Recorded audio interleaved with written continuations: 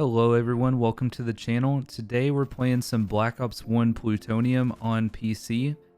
If you want to know how to install this and play it for free on your PC, I will go ahead and link my video on how to install Plutonium in the description below. And you can definitely check that out and get this entirely for free, even if you do not own Black Ops 1 on PC. The gameplay that you're seeing on your screen isn't actually in multiplayer. I decided to hop into combat training and put the bots on veteran because I remember as a kid it was super difficult. Me and my friends would all play combat training versus veteran bots and see who could get the most kills. So I just wanted to go back and see how unfair it was, and you can just tell by this gameplay everything is super unfair. They're definitely aimbots. They got pretty much wall hacks, aimbot. There's a few kill cams I watch, like this one. Like, look at that. It's pretty crazy, but sometimes they like derp out and don't like kill you. I guess they need to do that. That way it's actually viable to play against veteran bots. But I just wanted to do that because I've been having some issues with this game as far as like the online experience. So I want to cover that and kind of just give my review on Plutonium and Black Ops 1 in general. So for Plutonium, this is their newest Call of Duty release to the Plutonium launcher. So it's bound to have some bugs, glitches, connection problems, things like that. Now I have noticed that this game in particular is a lot more laggy than the other Plutonium games, even when they first came out. Which I remember playing Black Ops 1 on Xbox 360 back in the day when it first came out, and I thought the connection was pretty bad then. If I remember correctly, like all the YouTubers and everything would complain about it, like how bad the netcode and hit detection was in these Call of Duties, especially Black Ops 1. So it might not be Plutonium's fault entirely, but I'm hoping that they can fix some of the connection issues that this game is having, at least online for me. I have talked to a few other people that have played Black Ops 1 Plutonium and they're experiencing the same problems. Some of the performance problems includes like hitching during gunfights, getting randomly connection interrupted prompts even though that your internet is good. Just multiple like different problems like that. Frame rate drops, hit detection, netcode. This doesn't all seem to be there with this game yet, so I'm hoping that they can improve on that. I'm just not really sure if they can because the base game for Black Ops 1, back in the day, I just remember it being a little laggy compared to the previous Call of Duty titles. Nonetheless, this game is really refreshing, it's fun, but it's also got me thinking about how good the most recent Call of Duty games are. So a lot of people talk about like their favorite Call of Duties, right?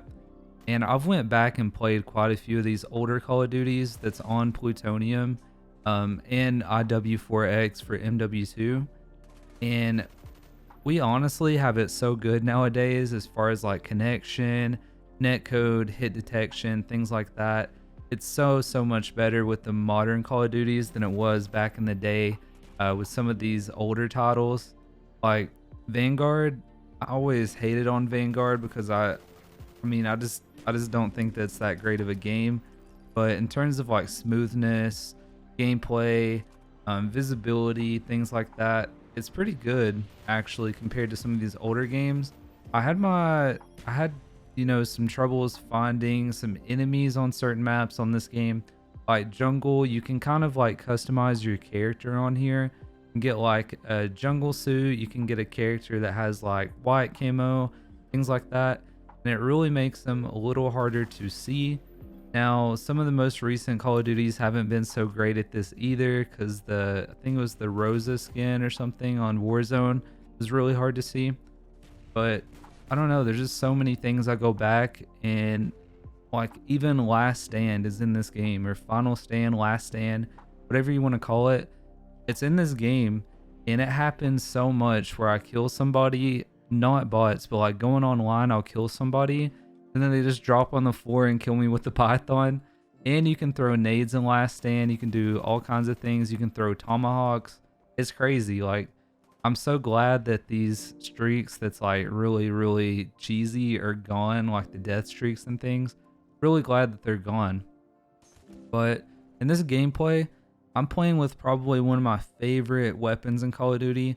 This wasn't necessarily like the best gun on Black Ops 1, the Commando with gold camo. It just looks so good. It feels good. The sound is really good. The animations are good. This is like my favorite gun back in the day. But when we talk about gun balance with Black Ops 1, if you go play this online in a server with tryhards, you'll quickly find out people still use the Galil, the FAMAS, and the AK-74U. That's like the best guns, right? So gun balance wasn't really the strong suit in this game. I have noticed that on Plutonium, compared to when I used to play on console back in the day, Plutonium for quickscoping on Black Ops 1 is super, super easy.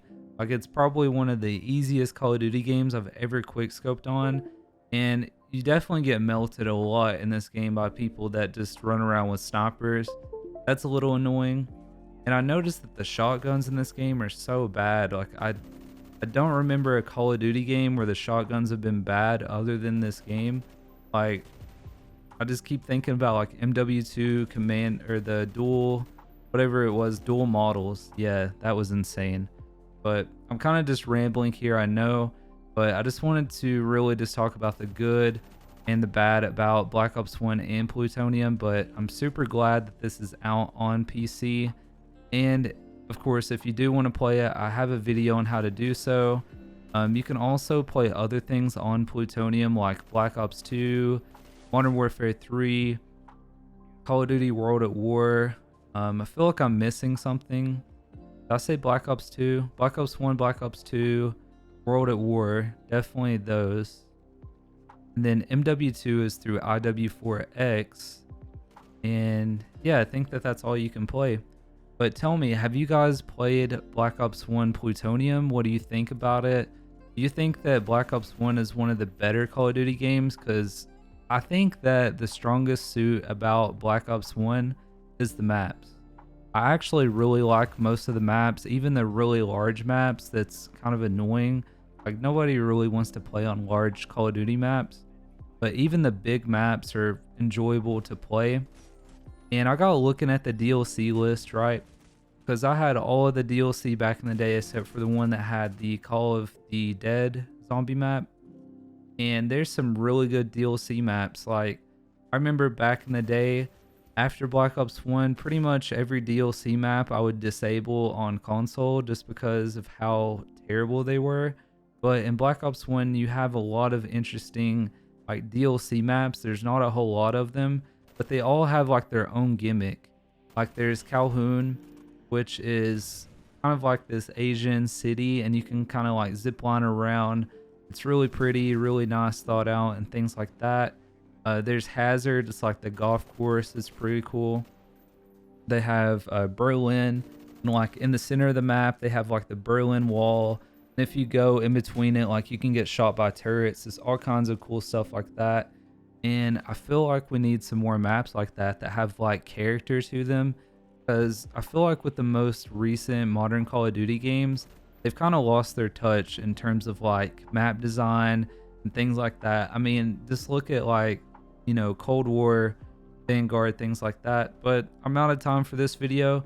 Let me know if you have tried Plutonium and if you enjoy it. And that's going to be it for this video, guys. Thanks for watching. I will catch you in the next video. Bye-bye.